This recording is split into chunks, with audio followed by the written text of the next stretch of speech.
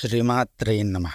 వేంగి దేశాన్ని కుసుమశ్రేష్ఠి అనేటువంటి వైశ్యరాజు పరిపాలిస్తూ ఉండేవాడు.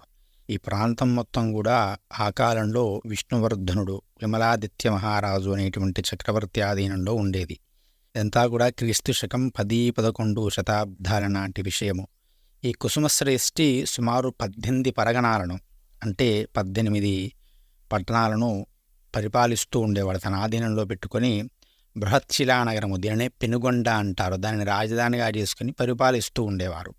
కుసుమశ్రేష్ఠి భార్య పేరు కుసుమాంబ. వీళ్ళిద్దరూ కూడా ఆదర్శ దంపతులుగా మెలిగి ప్రశాంతమైనటువంటి జీవితాన్ని గడిపేవారు. నిత్యము కూడా నగరేశ్వర స్వామి అంటే శివుణ్ణి ఆరాధన చేస్తూ ఉండేవారు. చక్కగా వారి జీవితాన్ని గడుపుతూ ఉండేవారు. కానీ వారికి వివాహమై ఎంతకాలమైనా కూడా వారసులు లేరు అనేటువంటి చింత ఉండేది. ఎన్ని ప్రార్థనలు చేసినా, నోములను వచ్చినా కూడా వారికి కోరిక తీరలేదు. అప్పుడు వారు తమ కులగురువు అయినటువంటి భాస్కరాచార్యులను సంప్రదిస్తే వారికి దశరథుడు చేసినటువంటి పుత్రకామేష్టి యాగాన్ని చేయమని చెప్పారు. అంతటా ఒక పవిత్ర కాలంలో వారు ఆ యాగాన్ని తలపెడితే దేవతలు అనుగ్రహించి యజ్ఞఫలాన్ని ప్రసాదించి ఆ యజ్ఞంలో ఆ యొక్క నారాయణుడే ప్రత్యక్షమై 2 ఫలములను ఆ యొక్క కుసుమాంబకు ఇవ్వడం జరిగినది. భక్తి శ్రద్ధలతో వాటిని ఆరంగిస్తే కొన్ని నెలలకు కుసుమాంబ గర్భవతి అయినది.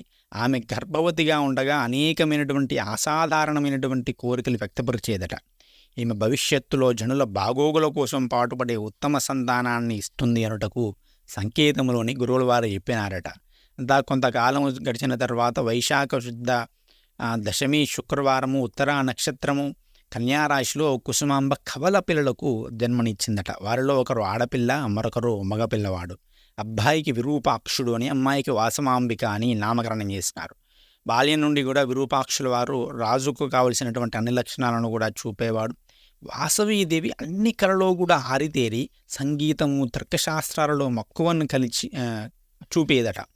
విరూపాక్షుడు వేదాలను అభ్యసించినారు. వేదములు అనేవి బ్రాహ్మణ, క్షత్రియ, వైశ్యులు ముగ్గురికి కూడా కేటాయించడం జరిగినది. ఆ విధంగానే అతను ఆ వేదములను అభ్యసించినాడు. కత్తిసాము మొదలైనటువంటి యుద్ధ విద్యను నేర్చుకున్నాడు.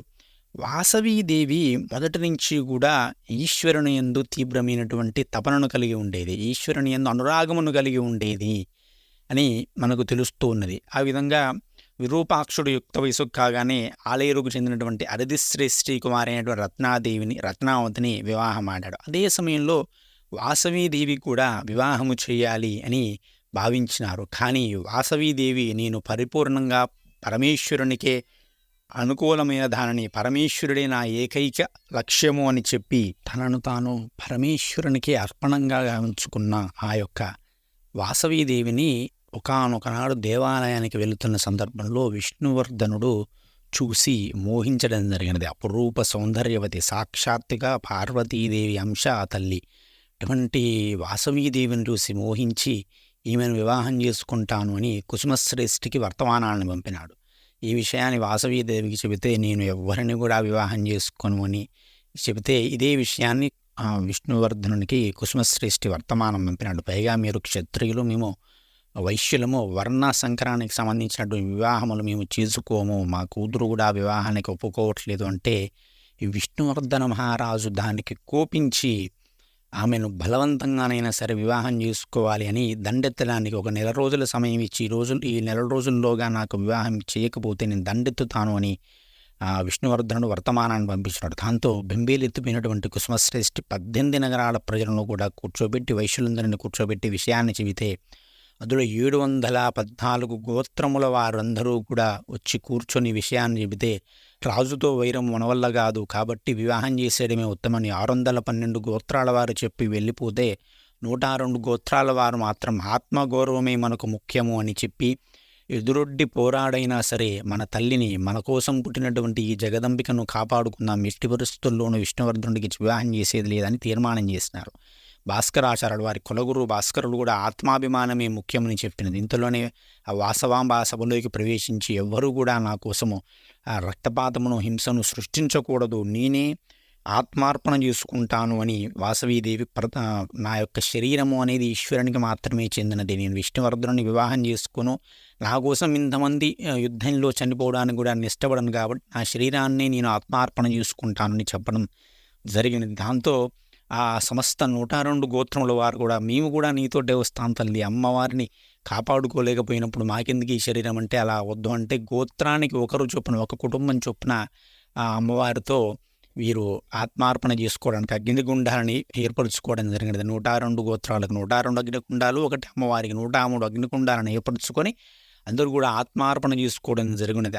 ఆ సమయంలో మొట్టమొదటగా ఒక లాభార్యుడు అనేటువంటి ఆ వ్యక్తి, ఒక గోత్రానికి చెందిన లాభార్యుడు అనేటువంటి వ్యక్తి మొట్టమొదటిగా రావడం జరిగిందంట. అమ్మవారికి నీతో నేను వస్తాను తల్లి, నిన్ను చేరడమే నా జీవితం యొక్క ఏకైక లక్ష్యం అంటే మిగతా వారంతా కూడా ఎంతో కొంత జీవితాన్ని అనుభవించి ఉన్నారు. కానీ ఈ లాభార్యుడు అనేటువంటి వ్యక్తి అప్పుడే వివాహం చేసుకుని లేలేద వయసులో ఉన్నటువంటి వాడు, నాయన నీవెందుకు నాయన వేరొకరిని పంపించమంటే తల్లి నీకోసం మరణించడం, నీతో ఐక్యం కావడం కంటే ఈ జీవితానికి జన్మకు ధన్యం లేదని చెప్తే అప్పుడు అమ్మవారు అన్నదట, నాయన నువ్వు మొట్టమొదటిగా నా కోసం నాతో వస్తాను అని నువ్వు పలికావు కాబట్టి ఇకపై 1 అనే సంఖ్యకు బదులుగా లాభం అనేటువంటి పదాన్ని వాడుతూ ఎవరైతే ధనాన్ని లెక్కిస్తారో, ఎవరైతే ఆ విధంగా లెక్కిస్తారో వారికి అఖండమైనటువంటి లక్ష్మీ కటాక్షము, ధన కటాక్షము, ధనవృద్ధి అనేది జరిగేలా అనుగ్రహిస్తున్నానని ఆ వాసవీదేవి అందరికీ కూడా వరమునివ్వడం జరిగిన తర్వాత ఆ 102 గోత్రాల వారు కూడా అమ్మవారితో సహా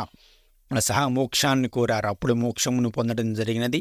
ఇప్పుడు పెనుగొండ ఆ విషయాన్ని తెలుసుకున్నటువంటి విష్ణువర్ధనుడు, అమ్మవారు ఆత్మార్పణం చేసుకున్నటువంటి విషయాన్ని తెలుసుకున్నటువంటి విష్ణువర్ధనుడు రక్తం కక్కుని చనిపోయాడు ఆ ఊరి పెరుమరులను. అప్పుడే పెదవి ఆ యొక్క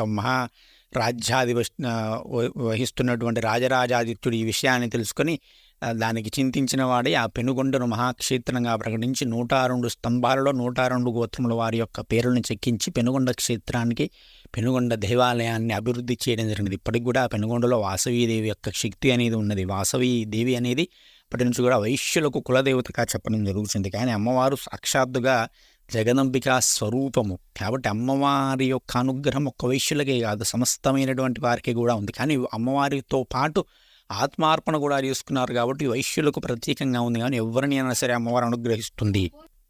ఆ విధంగా ఆ వాసవీదేవి కొలిచిన వారికి కొంగు బంగారంగా పెనుగొండ క్షేత్రంలో ఇప్పటికీ కూడా ప్రత్యక్షమై ఉన్నది. అంటే ఎందుకు ఎదుర్కొని ఆ రాజును ఓడించవచ్చు కదా అంటే అమ్మవారు ఒక స్త్రీ రూపంలో ప్రకటితమై ఉన్నది. ఆ యొక్క వంశములను తరింపచేయడం కోసం త్యాగే నైకి అమృతత్వ మానస అంటారు కదా, అదనమాట. అది చూపించడం కోసం ఇక్కడికి వచ్చింది. ఆ తర్వాత అమ్మవారు అఖండమైనటువంటి జగన్మాతా శక్తి రూపంలో ఆ విష్ణువర్ధనుని సంహరించి వేసింది అని భావించుకోవాలి. ఆ విధంగా అమ్మవారు ఆర్య వైశ్యులకు ఆరాధ్య దేవతగా, కులదేవతగా చెప్పడం జరుగుతుంది. ఆ విధంగా ఆ సమయంలో అమ్మవారు ఇచ్చినటువంటి వరం ప్రకారం ఆర్యవైశ్యులే కాదు ఎవరైనా సరే లెక్కించే సమయంలో ఏది లెక్కిస్తున్నా సరే మొట్టమొదటిగా లాభం అని వదిలిపెట్టి 2, 3, 4 అంటూ లెక్క పెడితే అఖండమైనటువంటి లాభము, వృద్ధి ఎప్పుడూ కూడా లేమి అంటే నాకు ఇది లేదు అనేటువంటి ఇబ్బంది ఉండకుండా ఉంటుంది అని మనకు స్కాంద పురాణంలో, వాసవి పురాణంలో స్పష్టంగా చెప్పడం జరిగినది. కాబట్టి ప్రతి ఒక్కరు కూడా ఆ విధంగా